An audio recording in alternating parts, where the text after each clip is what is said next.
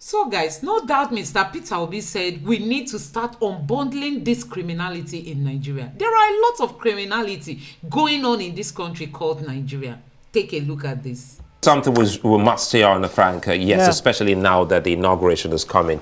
The president-elect, he has been a beneficiary of such a very criminally humongous, retirement scheme. Frank Chichi would like to he must stop taking that from Lagos State the moment he becomes president. So guys, this video you're about to watch is really going to make you cry. Honestly, this is so pathetic. You are going to feel like crying after watching this video, because honestly, Nigeria is in a mess. Nigeria is in a legitimate mess. Right under section 124 of the Constitution to make law. But that provision of the law also says that do not give salaries to these fellows as retirement benefits, that such salaries are more than what the revenue mobilization allocation and fiscal commission would normally give. So expectedly, without the current data, a governor shouldn't earn more than 1 million naira a month. So in that case, so what happens? Meanwhile, don't forget that while he's in office, he doesn't buy food, he doesn't pay rent, he doesn't pay air for anything, and then he has access, uncontrolled, unrestrained access to security votes with which he spends at his own discretion, and then So guys, it might shock you to know that what is being debated in this video is the take-home packages. What our governors take home after their 4 or 8 years in office as governors. And don't forget that most of these governors end up in the House of Assembly. They are there in the Senate, and when they get there, they don't feel like living again. Some of them have spent like above 20 years in the House of Assembly or even in the Senate. So guys, let me allow you watch this video. Just watch this video to know the level of mess Nigeria is into. Honestly, all the money that Buhari borrowed, no doubt we can't feel the impact. They've ended up in people's pockets in the name of paying salaries. Just take a look at this video. May 29, 18 governors will be handing over to their successors after completing their tenure in office. Many of them will be leaving their states in a pitiable infrastructural conditions, unpaid salaries and pensions, a deplorable state of healthcare and education, and a bleak financial outlook. But beyond the economic and financial mess, these governors are leaving behind the benefits that have been put in place for their welfare after 8 years of living on the state. Tunji Olandipekun put together this report. Multi-billionaire governors to multi-billionaire pensioners. That is the story of many former governors in Nigeria. In the next few days, some of these governors will be leaving office, but there has been a significant uproar surrounding the pension schemes of both current and former governors, which many Nigerians have criticized as excessive and morally questionable, considering the financial circumstances of the states from which these pensions are being funded.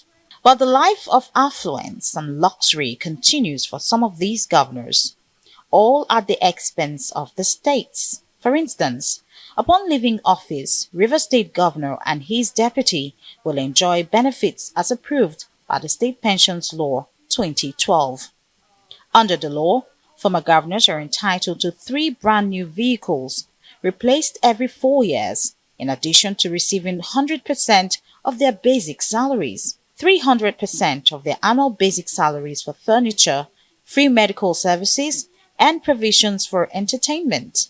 In Kano, the pension law enacted in 2007 provides, among other things, that former governors and their deputies will be entitled to 100% of the incumbent's basic salary, including a well-furnished 6-bedroom house for the governor, while former deputy governors are allocated a 4-bedroom house. The law also provides for free medical treatment for them and members of their families, as well as an annual 30-day vacation within and outside Nigeria. Former governors are also entitled to an office space, 2 drivers, and a personal staff who must hold a position not lower than that of a principal administrative officer. In Lagos State, Although the governor will not be leaving on May 29th, having won his re-election, the Pensions Law of 2007 provides that a former governor is entitled to 6 brand new cars every 3 years and the ownership of a house in both Lagos and Abuja. The estimated cost of a house in Lagos is valued at 750 million naira, while one in Abuja is valued at 1 billion naira.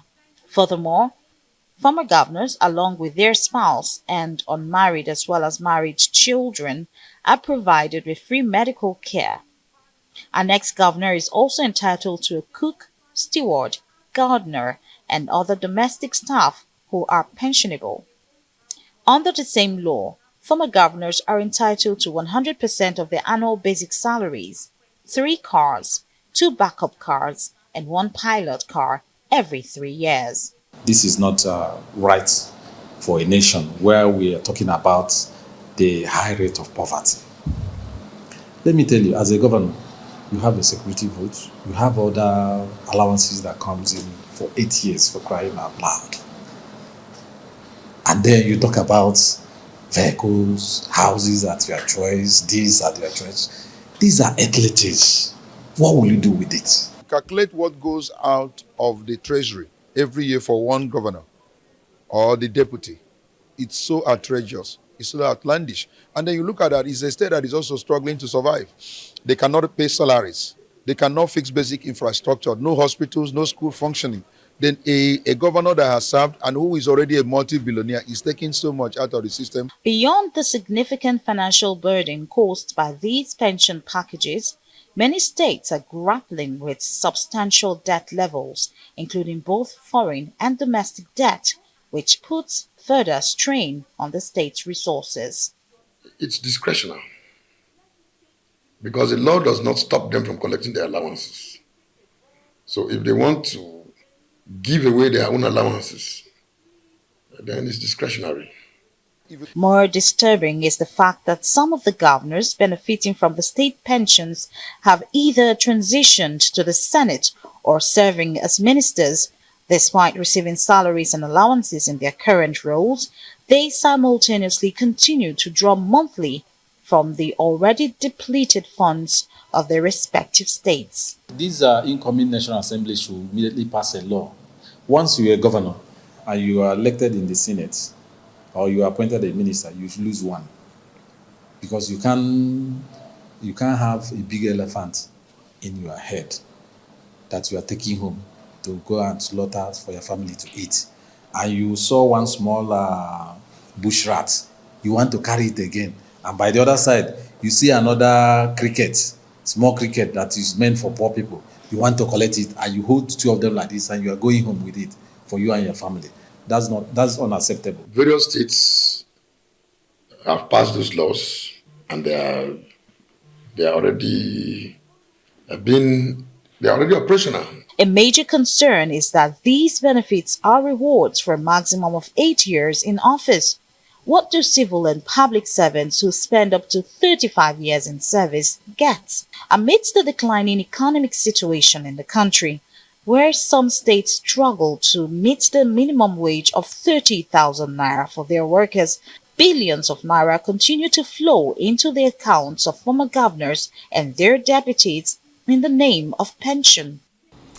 All right, we're joined now by Arise analyst Frank Tietie, who is a lawyer. Thank you very much for joining us on Newsnight tonight. Good to see you. So many questions really being asked here. According to the Debt Management Office, states paying outgoing governors jumbo pensions owe about 3 trillion naira. I wonder what more one can add to, Georgina's report there. But are these pensions or benefits really justifiable? We had former Speaker of Lagos State on the morning show recently, and he made a case as to why it became necessary for them to come up with this law. According to him, in the case of Jakonde, who was seen to have performed excellently as the Lagos State governor, after his tenure, his situation was very, very appalling. And that is how public service should be. We've forgotten that it is all about service. It's about sacrifice. I mean, you don't go into public service to make money. If you want to make money, go into business and sweat it out and go and offer service, offer value. You know, how do we now, reward persons who have impoverished their states? I mean, it's a kind of a criminal conspiracy by the state houses of assembly that have a legitimate right under section 124 of the Constitution to make law. But that provision of the law also says that do not give salaries to these fellows as retirement benefits, that such salaries are more than what the revenue mobilization allocation and fiscal commission would normally give. So expectedly, without the current data, a governor shouldn't earn more than 1 million naira a month. So in that case, so what happens? Meanwhile, don't forget that while he's in office, he doesn't buy food, he doesn't pay rent, he doesn't pay air for anything, and then he has access, uncontrolled, unrestrained access to security votes with which he spends at his own discretion, and then you also think that these are persons who have not in any way, with the present indices we have, improved the lives of the people of their state. In fact, they should, but for the fact that the Constitution said that they should be given retirement benefits, of what basis should you go into public service, serve, and then expect to be paid so much? Not so much to that extent that you will also expect to be given free medical treatment to your children, whether they are married or not married. You'll be given one house in Abuja, be paid such humongous salary. It is criminal. Nevertheless, it is a conspiracy by the people representing the people. I'm talking about the House of Assembly. They sit there quietly and then they make law under the compulsion of the governor, telling them what to do, or else he won't release funds to them. This thing is really terrible, and it happens like this because of the docility of Nigerians. Where were the poor persons? Where were the civil servants? Many of them who die in the line of trying to get verified to get their pensions after working for 35 whole years. Pensions that you put all of them together will not be up to what the governor, ex-governor, who hasn't done much, because look at the state of affairs across our country, poor infrastructure, whatever it is. So how do you reward these persons for whatever have they done? So this Nigeria, it's like our government is a criminal enterprise, against the people, and then it's against people that are so weak and so they don't have a way to actually check this. But don't you think there's a link, really? I'll let you. Isn't there a link between the corruption that we see in public office with that absence or the lack of a sense of security for the future, and so they feel, hey, might as well take care of myself. No.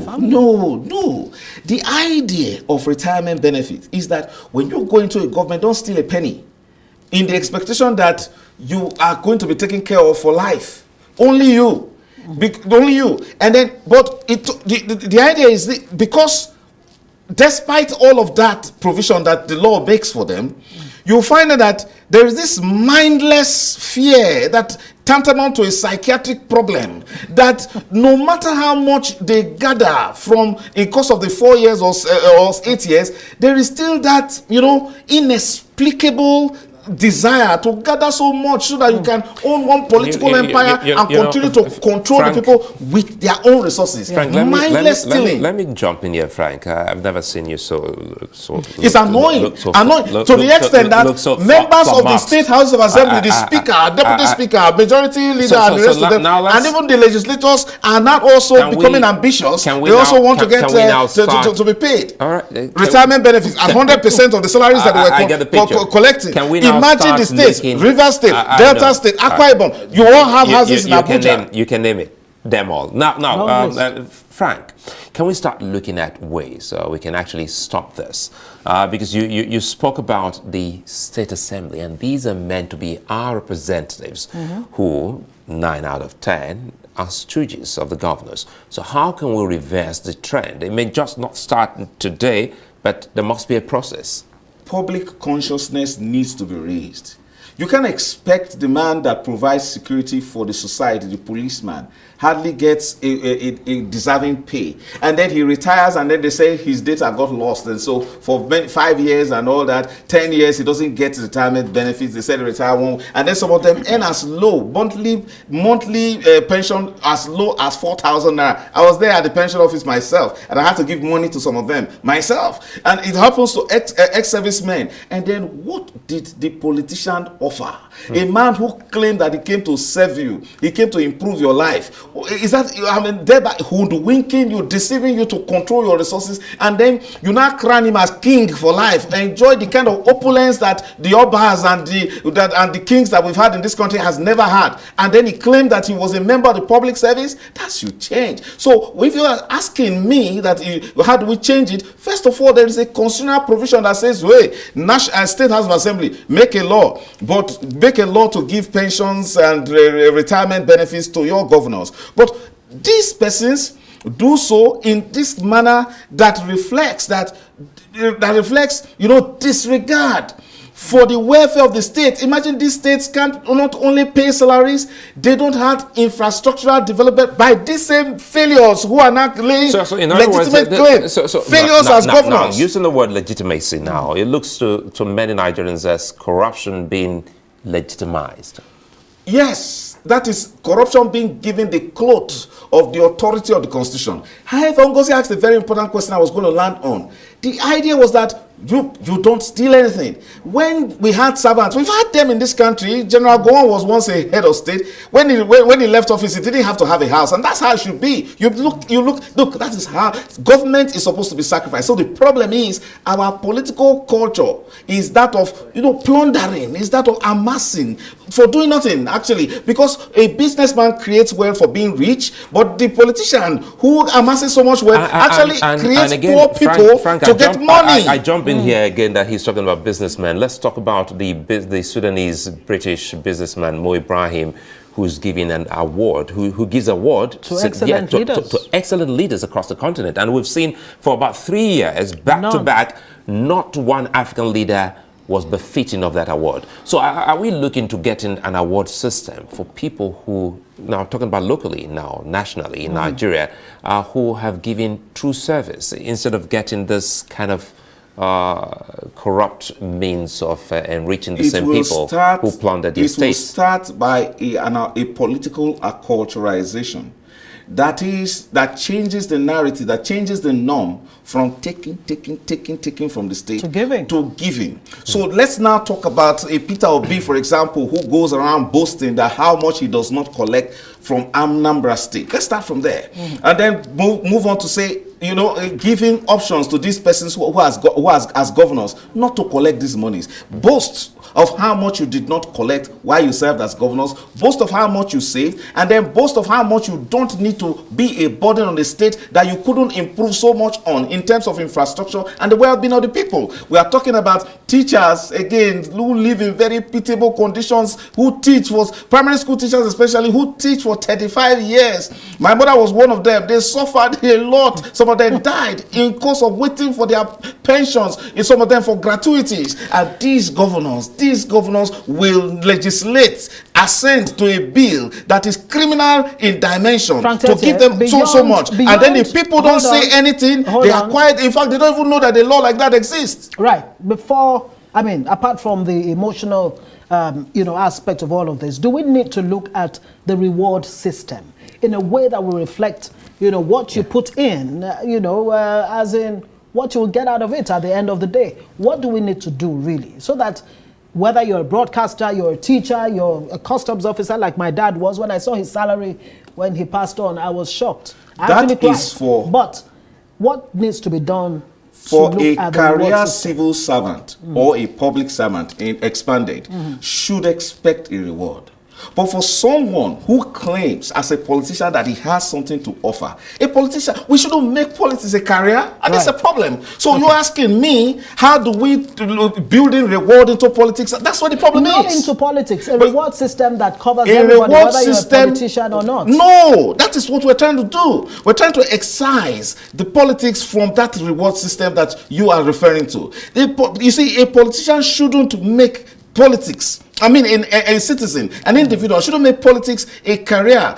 Look, politics is not about, yes, there must be survival. There should be, out of pocket expenses should be reimbursed. You shouldn't spend your money to work for the state. But again, it must start with a service culture. You should be able to be a successful businessman, a successful teacher, a successful, civil servant before you think of taking public office. I think at that point, we must withdraw it. This is something we must stay on, Frank. Yes, especially now that the inauguration is coming. The president-elect, he has been a beneficiary of such a very criminally humongous, retirement scheme. Frank Tete would like to thank he must stop taking that from Lagos State the moment he becomes president. So guys, this is why you could hardly hear Bola Ahmed Tinubu talk about fighting corruption. He can't fight corruption, and the EFCC chairman is very comfortable watching some politicians, doing whatever they are doing and going free while they are pursuing after others. You see that Nigeria is a country that is not even ready to progress. Nigeria is not ready to progress because we have the wrong people, in sensitive positions of power. Look at the EFCC chairman. He comes after some people and ignores some people. That is not supposed to be. Look at the amount of money that is being mentioned here. Some of these governors, they loot everything, in the state treasury, and then they will still catapult themselves to the House of Assembly, to the Senate. They will go there to start making laws for Nigeria and begin to embezzle more money. And when they get there, they are not ready to leave. So guys, this is the kind of nation we have. And Peter Obi said that they need to start unbundling this criminality. The criminality in Nigeria, we need to start unbundling them. And this is it. You have seen it for yourself. Let me know what you think about this in the comment section below. Please don't forget to subscribe to my channel. Turn on the notification bell. Please give this video a like so that YouTube can recommend it to others. And let me know what you think in the comment section below. Thank you.